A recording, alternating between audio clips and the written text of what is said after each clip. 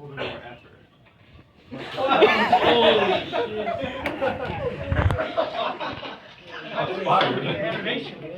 So my presentation is over an event called the Death Stranding, which is a fictional apocalyptic event from the video game Death Stranding by Hideo Kojima. So throughout this presentation, we'll be going over the Death Stranding event itself, as well as its effects. I want to explain the afterlife and the beach.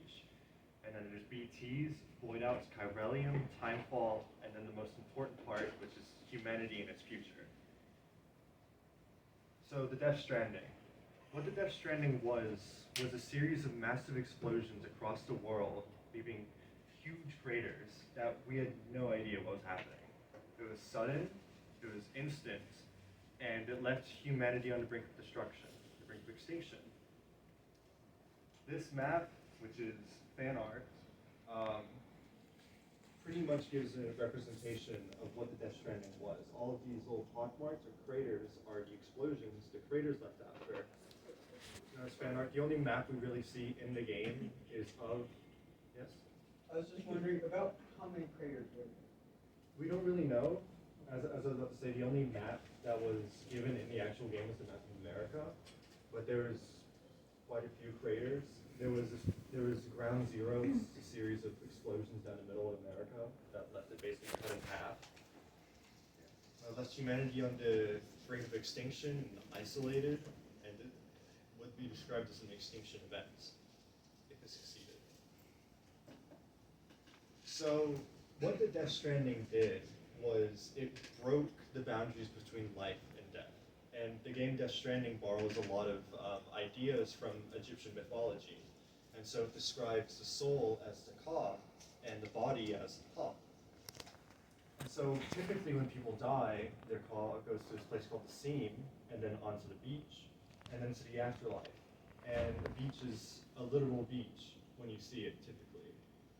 It depends on the person's consciousness, though to what extent is not really certain. There's a picture of a typical beach right there. Although some beaches, usually due to extremely traumatic events, can become connected.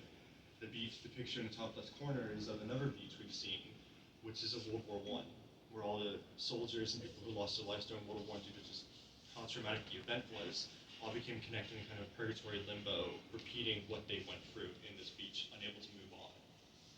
The Death Stranding made it so a person's ka cannot properly disconnect from their ha to move into the afterlife, to the seam, making what we call BTs. BT stands for beach spin. And when a ha is not destroyed, such as through cremation, it undergoes a process called necrosis, in which it becomes a BT. They're called BTs because they're kind of stuck on the beach, but in our world at the same time, hence their beach. They're typically invisible, which makes them even more dangerous because what BTs try to do is when they encounter a living human, they reach out trying to make contact, which triggers something called a void out. A void out is a massive explosion. Those massive explosions, which happen during the initial Death Stranding events, they're the really big danger. There happens is whenever a BT encounters a living human, they'll grab them and cause them to come into contact with their internal particles, which triggers something likened to an annihilation event in physics, when a particle comes in contact with an antiparticle, destroying both of them, causing a massive explosion. This crater right here is a crater left by a void out, and that's the crater that in the game destroys the city of Central Knot, which was the capital of the United States of America at the time. Another effect of the Death Stranding was the appearance of a substance called chiralium. And it's theorized that chiralium existed since the start of the universe, like things like dark matter. We just haven't always been able to detect it or see it. And the Death Stranding allowed us to see it.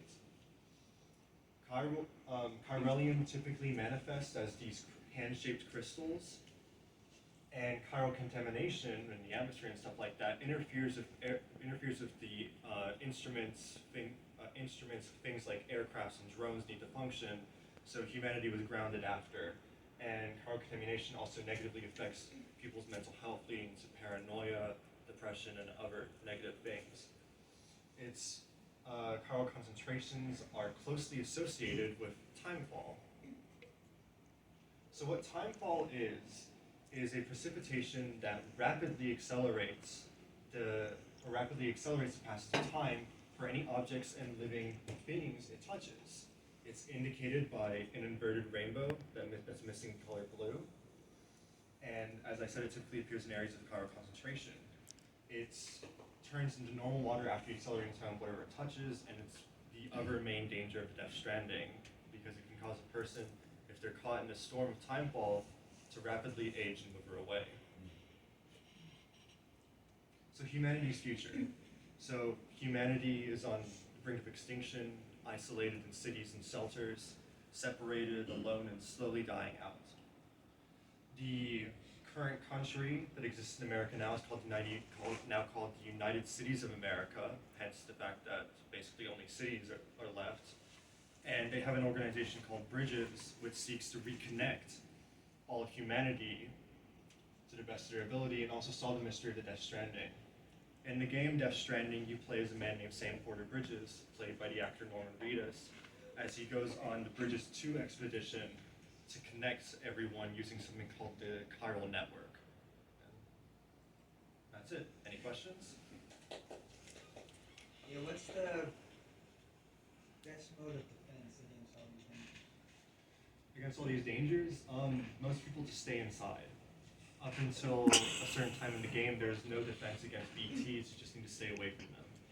There is certain ways to see BTs, as they're typically invisible, but the best way is just stay away and stay in shelter. I have a question about the previous slide. What's up with this this baby? The baby? Yeah. That is something called a bridge baby. And a bridge baby, it's a baby, although Bridges classifies it as equipment that is surgically extracted from what's called a still mother or a brain-dead mother. And whenever a person hooks up to it using a system, they're able to see BTs. They're also able to detect them using something called an deck, which is what's over Sam Porter Bridges' left shoulder.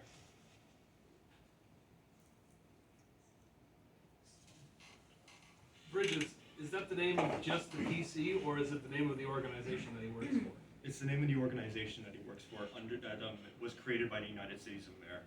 So does it just so happen to be that his last name is Bridges and he works for Bridges, or do you just get the name Bridges when you sign up? So his name was originally Sam Strand, but due to events in his past, he left his family and the UCA behind and took on the name Sam Porter Bridges. Porter being his occupation, courier, and Bridges being the one he mainly works for.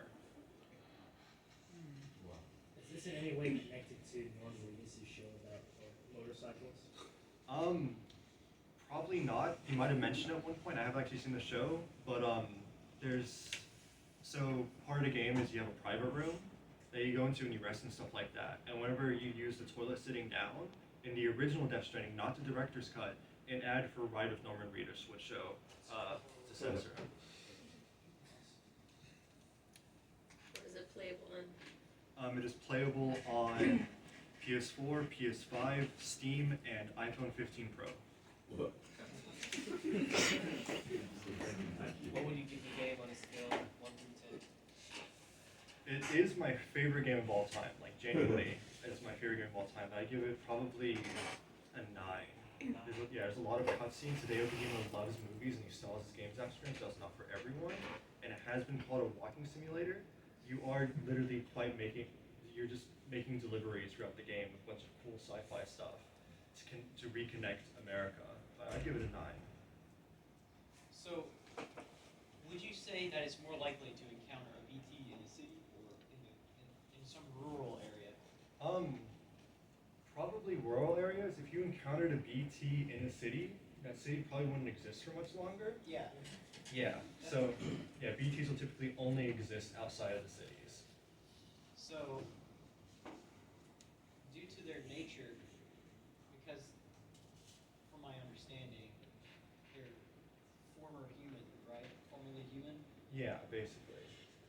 How would, I don't know, it kind of would make no sense to me that any city would survive. So, one really interesting fact about the BTs is that they're also closely connected to time fault and power contamination. And wherever they are, wherever the body undergoes necrosis, they typically won't leave that spot. Yeah. So like, you just, as long as you're able to get a body out of a city and cremate it before it undergoes necrosis, BTs won't come near the city. So does it like ever talk about how they found out hooking yourself up to a baby? Yes. CC and BTs? It does. It was during the initial Death Stranding event. One of the first explosions was a doctor was delivering a baby from a brain dead mother, and he accidentally touched the umbilical cord. And his last words were, "Who is that?" Because he saw a BT, and then the void out triggered. And the experimentation with the BBs continued on from there. How old, or how like, what's the cutoff if the baby is too old and it will stop giving those powers? Like, can it turn into a child? It's like, oh, not useful anymore. Bye-bye. They actually, so due to the nature of the surgery and stuff like that, they don't last.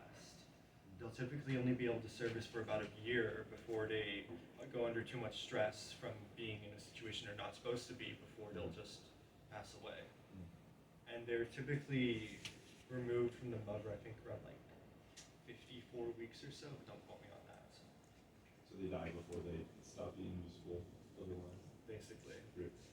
And Bridges tries to, like, in their manuals and stuff like that, these are equipment don't get attached to, but everyone gets attached to them. Any more questions? Thank you for your time. Oh, How many kilotons of TNT is a void out? I have no idea. It's really big. Good enough. Thank you.